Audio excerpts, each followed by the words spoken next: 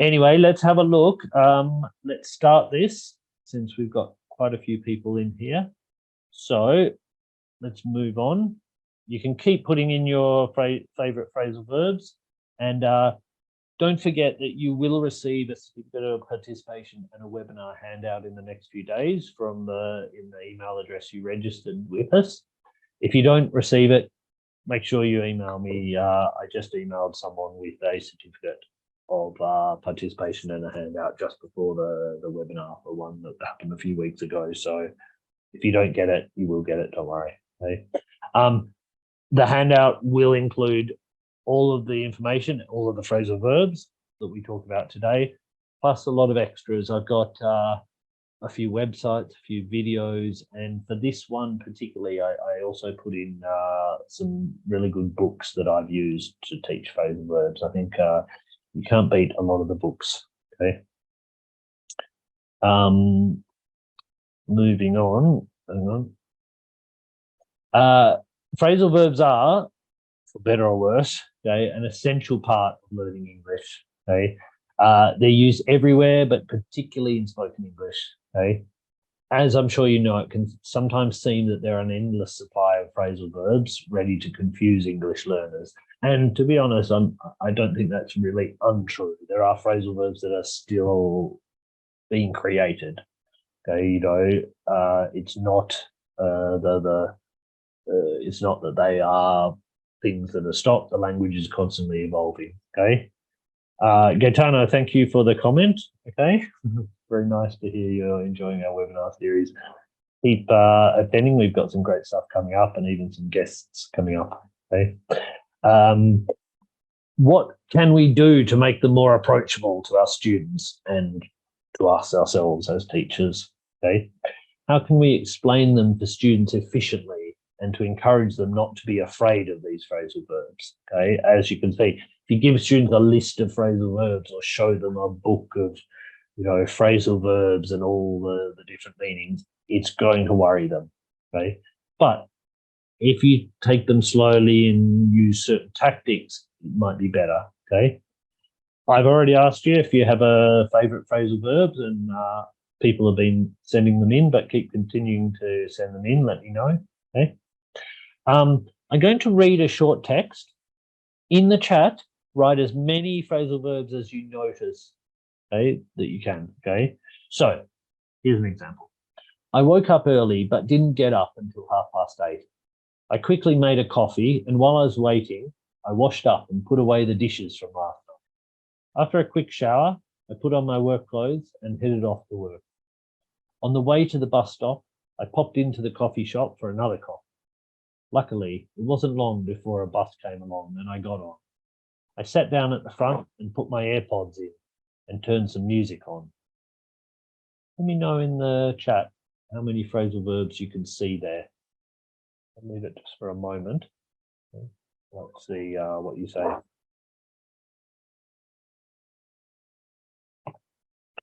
Oh, there we go. Anna's got quite a few of them. I think there's still some more there. Okay. I'll let you continue with that while we look at the objectives. Okay, so by the end of this session, teachers, you will be better able to present phrasal verbs in the classroom in a more engaging way.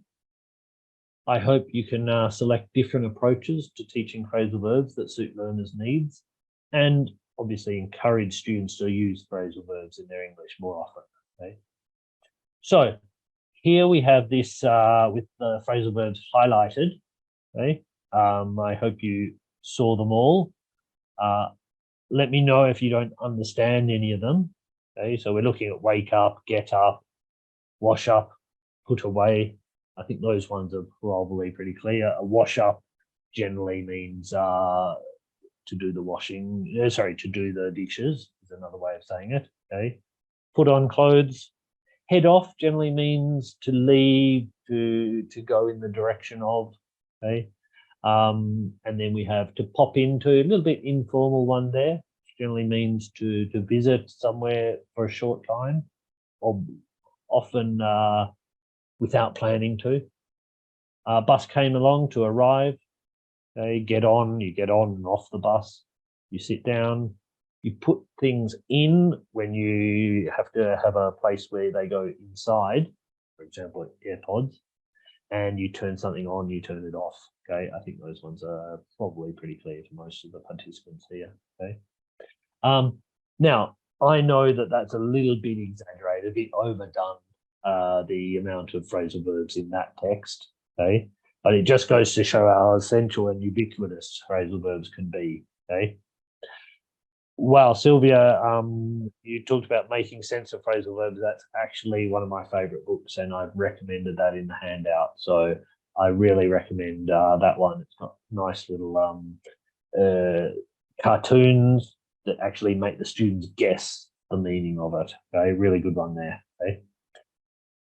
Think about how you would usually use a text in this class, like this in a class. Right, which approaches? You can even just put the number there. Okay. Would you, after reading or hearing the text, maybe students could be presented with the text without the phrasal verbs, or just the verb part or the participle part? So maybe you have I early but didn't until 8:30, or maybe you have I up early but didn't up, or maybe you could have it the other way. I woke early. Okay, so a space there. Okay. Another approach you could use is students could be asked to use some of these phrasal verbs in their own text about a different topic. So you've given them that text, you've looked at it, or maybe got them to research what the meanings are, and then they have to write a text with a few of those in that talks about a different topic or at least a different subject. Okay. Students could write a text using the opposites of some of these phrasal verbs. So we have put on, to take off, to sit down, to stand up, okay, to put on, to turn on, to turn off. Okay, so those are good ones. Just remember that we need to be careful with these phrasal verbs. For example, as you can see, turn on and turn off are opposites. But when you have put on, the opposite is not put off. Okay, it's take off. So not only the participle, the preposition changes, but also the verb changes to the opposite. And let me know if you'd use one of these sort of approaches. Okay. Another approach, the one we're going to be looking at for the first part, is focus on the participle. When we talk about the participle, we're talking about the preposition, the short word is the second part of the phrasal verb, sometimes also the third part as well. Okay. Let me know, can you think of any phrasal verbs with up? Okay, apart from tidy up there. Okay. First, we'll look at the movement up. Okay, so we have a few people are talking about ones in the chat there. Okay, so keep them coming. So we have some things. So for example, when we look at up, the most obvious meaning of phrasal verbs with up, not all of them, but many of them, is a movement like that arrow we see on your screen of going from a low place to a high place. Okay, so we have these phrasal verbs have a literal meaning. I bring something up to my flat on the third floor. Okay, to be honest, that might not even be considered a phrasal verb because it's bring with a preposition. Whereas a metaphorical meaning is I bring something up in conversation means I introduce it to the conversation in the sense of the conversation is there, I come into the conversation. Okay. There's another meaning of completion when we use up phrasal verbs. Okay. These are verbs often with a let's say a more literal meaning of the verb. So we're not talking about a verb like ring or put, which have many different meanings. A verb like eat or drink, I think it's going to be clear what it means. But when you put up at the end, it generally means you do that action to completion. Okay. So when you eat something up, you eat it in a way that you can't eat any more of that. So if a child is not eating much food, the mother or father might say, come on, eat up, which has a meaning of finish your food. Drink up, the same thing. If we're at the pub and we want to go, I say, come on, drink up and let's go. Okay. Gaetano asks, start me up. Okay. To start something up is even this sort of meaning. It has a meaning of to start it as to continue. Okay. To start someone up, I think it's the idea of getting someone excited. Okay. If you start up often use it to start up a machine or something like this. Okay. You can use also the equivalent. The opposite is to finish up, which means not just to finish, but to finish completely. Often in the sense that you have already finished the main task, but there's a few more things you might need to finish. So if you're at the office, you might finish your work, and then you might put your things away, tidy up your desk.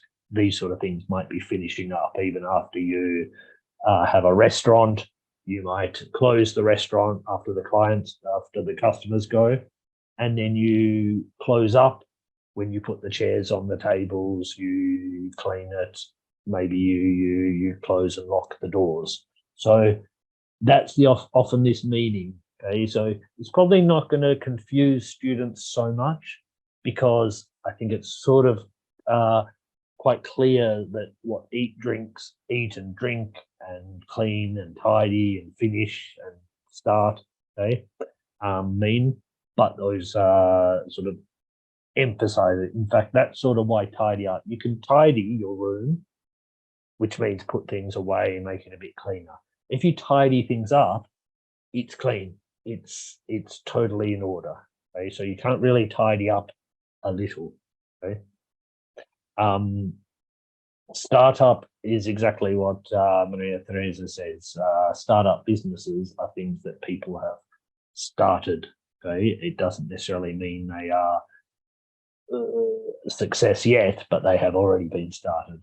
Okay, to be honest, this use of start often doesn't change the meaning excessively. Can you think of any phrasal verbs without? Okay, so I've asked you about up. Think about phrasal verbs without. Okay, often, although not always, there's very few things that you can say in general about phrasal verbs, but we have some coming into the chat now. Okay. What connotations might we expect with the participle out? Okay, one would be moving from inside to outside. So if I say I like eating out, it generally means I like eating at places that aren't my house. Okay, to be honest, as I'm sure you know, that's sort of very similar in Italian. To kick someone out generally means to eject someone, not necessarily kicking them, but by force, okay, or at least against their will, okay, and making them go outside or somewhere. Okay. Another way we often use out is to eliminate or finish something. Okay, so if you write something on the whiteboard, you use the eraser and you wipe it out. Okay, and the same if you write something in pencil and you use an eraser, we say you rub it out. You can even, if you write something with a pen and you use that white liquid, you white it out. Okay, to fall out means to argue between friends and to stop speaking. Okay, possibly family too. Okay, so on these senses, we often have this meaning of out as, not included anymore, not present anymore. Okay. It can also be to reveal something. Okay, so out in the sense of exposed, not hidden. Okay, in the sense of something is covered, now it's out for people to see. So if you find something out, you find it, now it's clear. Okay, if you say I can't make out what he's saying, it means I can't understand what he's saying. I can't hear what he's saying. Okay. Sylvia makes a really good point. Okay, this is using phrasal verbs correctly will really greatly in how can I say, make you more fluent in the language. there's a lot of verbs, like to cancel, which can be used in English, but in a specific context and often a more formal context. Whereas to rub something out, to cross something out, to wipe something out, depends on how you do it, okay, is much more used in English. Okay? And I think you'll find that the sort of the reason Italians have difficulty with phrasal verbs is because they generally come from the Anglo-Saxon part of English. As you can see, a lot of these phrasal verbs have like the verb is an Anglo-Saxon verb. It's not often a verb that looks like Italian. Okay. I'm sorry, Stefania, if you're having an echo. I don't know if anyone else is. If so, let me know. I'll see if I can do something about it. Okay. So these sort of meanings of out can really help explain them. Now, again, not every phrasal verb follows these rules. There's a lot of phrasal verbs that I have no real idea why the participle means anything. I was thinking recently about to put someone up, which means to let someone stay at your house. They usually with short notice, someone doesn't have a house, you say, oh, I'll put you up. Okay. In that sort of sense, I don't know why we use that out there. Okay. Maria Grazia talks about figure out.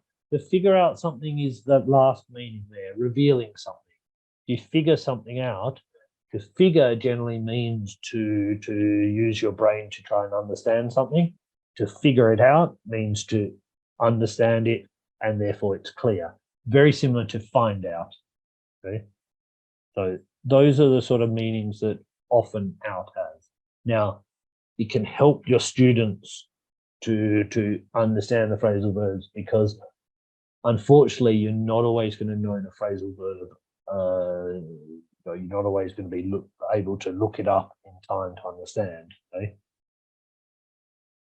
I'm getting a lot of questions here, so I'll keep trying to answer questions that go ahead as well. Okay.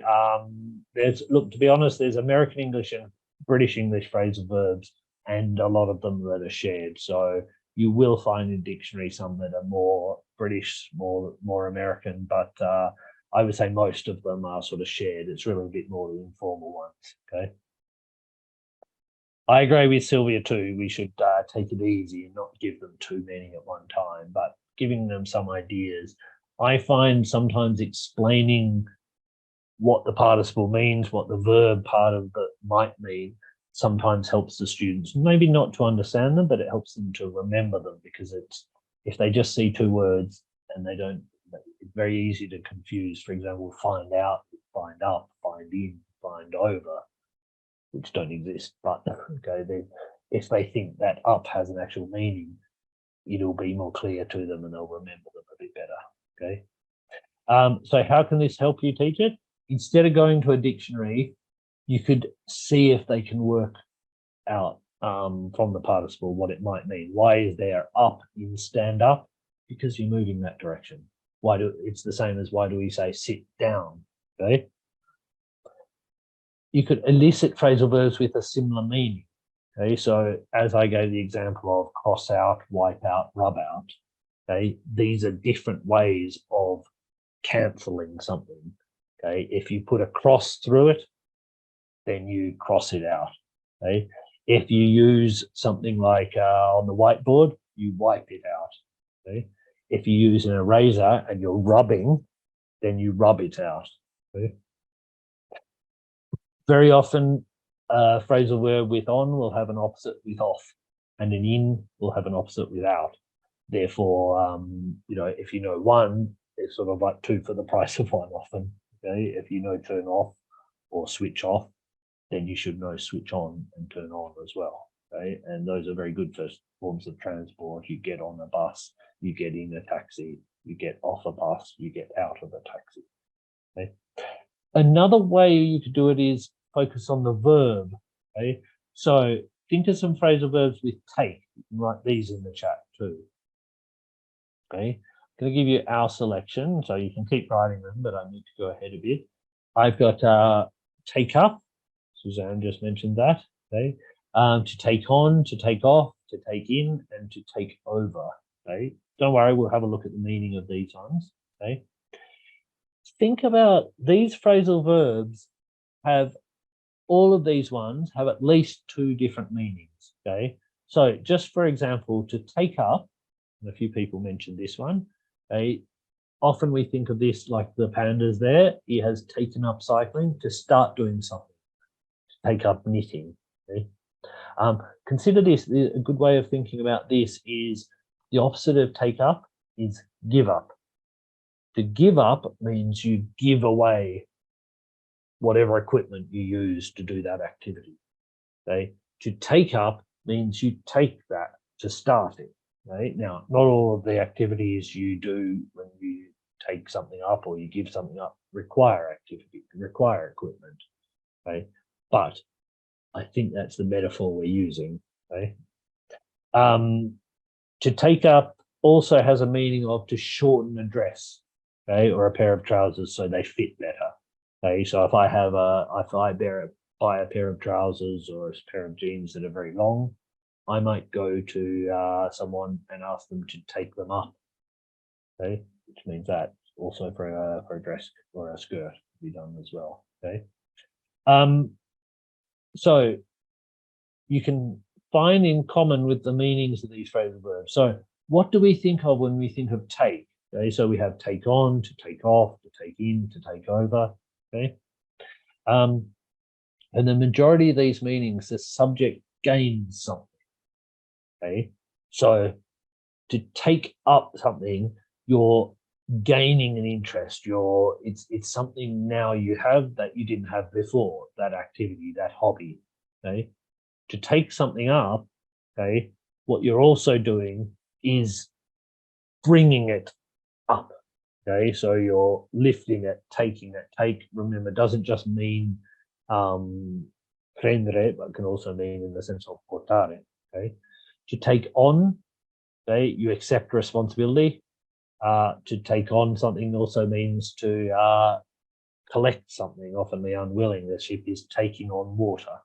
Okay, so as you can see, there's some sort of movement generally in these or gaining something. Okay. Other examples, call phrasal verbs are often about communication, obviously. Okay. I mean, even something like to call off a match, it means to cancel the match, but to call off means to publicly announce the cancellation. Okay. Go obviously involves movement. Again, not always, but usually there's some sort of even metaphorical meaning. Look generally means to obviously to look at, but to examine it in some way. To look into something means to investigate. To look around means to walk around while inspecting something. Okay. Often a phrasal verb has a literal meaning and a metaphorical meaning. The difficulty is usually in conveying the metaphorical meaning. I often think about we use explain the the literal meaning, and it'll help with the metaphorical meaning because you can think of it. The literal meaning will often have a closer meaning to the actual verb to take. Okay? So if I take off clothes, then I'm literally taking them and they're coming off my body. But then we can also use it well, for example, take off the other meaning. Okay, so to be successful, because an aeroplane takes off when it comes from the ground to the air, and therefore a business succeeds when it flies up. Okay. Sylvia asked if it's good to translate them into Italian. Look, I think it all depends on the context. Okay? I think sometimes phrasal verbs can be a little bit difficult to translate into Italian because there's not always one translation. And for example, turn on could be in some contexts is the same as switch on, but in sometimes it's not. If you're turning gas, you turn on the gas, you don't switch on the gas. If you're talking about a light, you can turn it on or switch it on. Okay? But then, for example, in Italian, accendere can also mean to light something, light a cigarette. You don't turn on a cigarette. So it can be good in certain contexts, certainly for things like wake up. I'm sure you can give that to them, but in certain other contexts, maybe not. When you present these metaphors, one way to talk about these less familiar meanings is to find or draw pictures that demonstrate the meaning. Think about this image there with information, an arrow and a brain. Think about which one we might be talking about, which one from the previous page. For students to better remember the meaning, they could even draw images representing phrasal verbs, then playing a guessing game, pairs or groups. This, as that the book we talked about earlier, Martin Shovel, I think, is the author. That's got really good visual information, and so I think that's a really good way. Okay. Which phrasal verb? I think the phrasal verb we're looking at there is to take in. Okay, so it's the second last one there, the fourth one, to understand new information. Okay, because you're sort of information is coming from outside into your brain. You're taking in the information. I hope you're all taking in information now. Okay. A final approach we want to look at is focusing on the topic. Now, we've looked at focusing on the participle, we looked at focusing on the verb, but as you saw in the first text that I presented, the one about waking up, grabbing a coffee, things like this, we didn't have a whole lot of them with the same verb or the same participle. We just had a mix of different phrasal verbs. And these ones are going to be useful because when we talk about a topic, you're going to have to use phrasal verbs in that context. So, it might be great to talk about a lot of ones with take or a lot of things with up. But the problem is you're probably not going to use them together. However, if you say wake up, pretty soon after you're probably going to say get up. And then you're probably going to say something about putting on clothes. Okay? If you get on a bus, you're probably going to have to get off the bus. And so these sort of phrasal verbs, look at a topic and look at the phrasal verbs associated with that. This is a great way. Okay? And it can be a little better because you're not getting a whole lot of phrasal verbs that can be confused. If you look at all the take ones, then it makes it a bit harder for the students to remember which one is take on, which one is take in. Here, we're looking at a whole range of phrasal verbs, but that can be used in a certain context, and it can be really useful before you start talking about a certain topic. Give them some phrasal verbs that can be used in their conversation. Different topic the next lesson, different set of phrasal verbs. Okay. What I'm going to do is read you a text here. I've got it written, but you'll find it on the next page and also in the handout. But I want you to, again, listen for certain phrasal verbs, okay? When I was young, I found it very difficult to lie. I always let on through my body language that I was keeping something from my parents, that I'd broken something or had a fight with my sister. I learned that in those situations, it was better to own up sooner rather than later.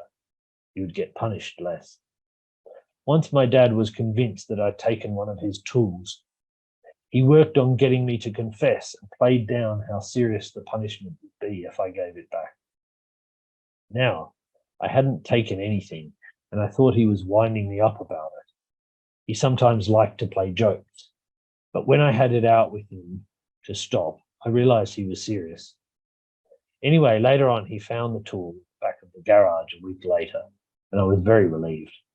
He'd kept on at me for the whole week about this thing, and he'd just forgotten where he'd left it. So, okay, we've got a lot of people heard this one, keep on, kept on, okay. Oh, so we've got quite a few.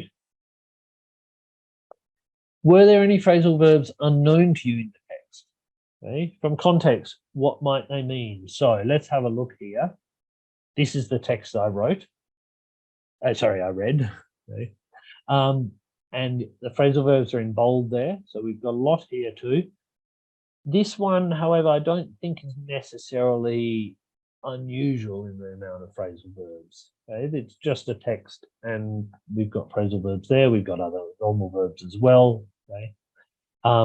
So match the phrasal verb. So this is something I put in the handout too. So if you want to give this text to your students and they can check it, this is a good one about truth and lies. Okay. So to confess, to spend time and effort doing something, to not tell someone about something. So let's have a look at these. To confess is to own up. Generally, you own up to something. To spend time, to spend time doing something. Okay, I beg your pardon. That one is not. I don't have the answer there, but keep something from someone is not to tell someone. To accidentally reveal a secret or a lie is to let on. Okay, you can play something down when you make it less important or you make someone believe it's less important. You keep on at someone. Okay, when you continually talk to someone about something, they're usually complaining. You have it out with someone. And then to wind someone up. Okay. To let on and to give away, Margarita asks, they're sort of a bit similar. To give away generally means to reveal a secret. To let on, I don't know, to be honest, they're probably more or less the same, I'd say. Okay. Give away usually has a bit more of a meaning of to do it deliberately, whereas to let on sometimes has a meaning of to do it accidentally. But to be honest, they're very similar. Okay. So what you could do then is after the students have matched those, you could give them this text, and in this text they have to use those phrasal verbs, maybe in different forms, and relate them to these sentences. She won't tell me where she was last night. Planning a surprise party. Okay. So she's keeping something from me. Okay. Or you can say she's keeping it from me. We're planning a surprise party. When you talk to him, don't let on. You're so annoying. You know exactly how to wind me up. She said it wouldn't be very expensive, but I think she's playing it down. Don't worry, the cake will be finished tomorrow. I'm working on it tonight. Notice that, as I'm sure you know, some phrasal verbs, for example, number 4, playing it down, has the object pronoun in the middle, whereas other phrasal verbs, working on it, the object has to go at the end. Okay, so this is another thing that makes them difficult. Some are separable, some are not separable. He really insulted me last night. I need to have it out with him and tell him how I feel. Look, I know you broke the window. I just want you to own up. Okay. Yeah, as Gaetano said, also there's many phrasal verbs that also have another form. So to downplay something is the same as to play something down. In fact, sometimes you can even use a noun form of a phrasal verb. You set something up, and that's the setup. Whenever they call, my parents keep on at me about shaving off my beard. Okay, so these are sort of things you can get them. I think it's always a good idea after you've presented phrasal verbs, or to be honest, any vocabulary, get students to start using it as soon as possible. Here it might be a good idea to do this with, as they say, controlled practice. So you've done the presentation, you've done the matching, you've done the controlled practice, that is where they have a sentence to complete, and then you might move on to something about getting the students to use the phrasal verbs themselves. So you might give them these questions. If you broke something expensive that you borrowed from a friend, would you own up or keep it from them? and buy a replacement? Do any of your family or friends really wind you up? What do they do? Remember that when the students answer these questions, you really require them to use the phrasal verb in their answer. Or maybe they can even just read these questions and decide one of these that they're going to talk about. And you say, okay, they prepare it. Now it's your turn. They speak about this and the students have to guess which one they're answering. What kind of things would you try to play down to your parents or to your partner? What do you find difficult to work on and why? Are you good at keeping secrets or do you let on? Give an example too.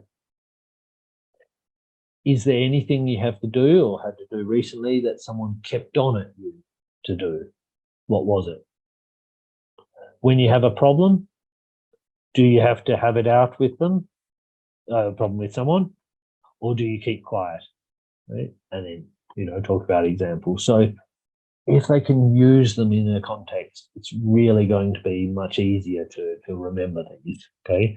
Again, doing something is the best way of remembering it. Okay, so if you're having, it's not enough just to give a student a list of phrasal verbs. As you know, even teaching grammar, you can explain the present perfect plenty of times until students actually hear it, feel it in their own mouth. They're not going to be using it correctly. Anyway, coming to a conclusion, we need to think about how we can integrate these ideas into lessons. Okay, a good idea is to ask students to identify the phrasal verbs in a text. Could be reading or listening, and it doesn't necessarily even need to be a text that has, like the ones I presented today, that has a lot of phrasal verbs. It can be something, almost all texts you're going to find will have some phrasal verbs in there, even if they're simple ones like get up or wake up. Using authentic text to demonstrate they appear in the wild. The more authentic the text is, that is, the more realistic, the more informal, the more phrasal verbs you're going to find in it. Okay? It's texts that are designed more formally that don't have them.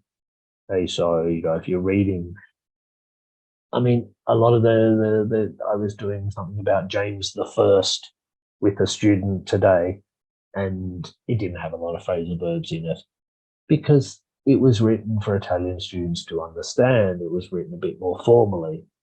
If you go to a website, a magazine, newspaper, you're going to find a lot more. Teaching opposites. Okay, verbs get on. The opposite phrasal verb is likely to be get. Okay. However, the opposite to put on is, okay, let me know. If the students are advanced enough, they could categorize them into transitive, intransitive, separable, inseparable. A lot of phrasal verb dictionaries or exercises on phrasal verbs will have this separable quality. Okay.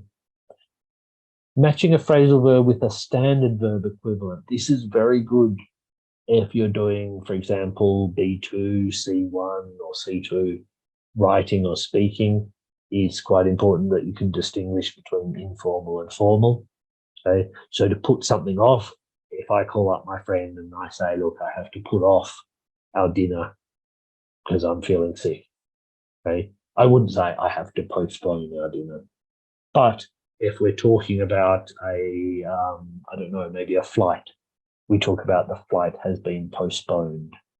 Okay, we wouldn't probably say it has been put off. It's a bit more formal. Okay, and it can distinguish quite well between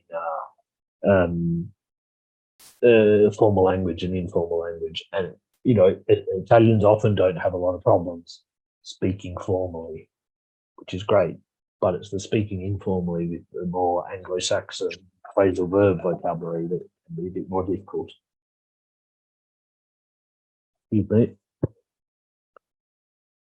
Exploring formal phrasal verbs can be interesting too. As I said, they're generally a bit more informal, but we do say, instead of saying to do an experiment, we generally say to carry out an experiment, and that's a bit more formal. You'll find that in scientific articles. You put forward a theory. You don't just talk about a theory, but you put it forward.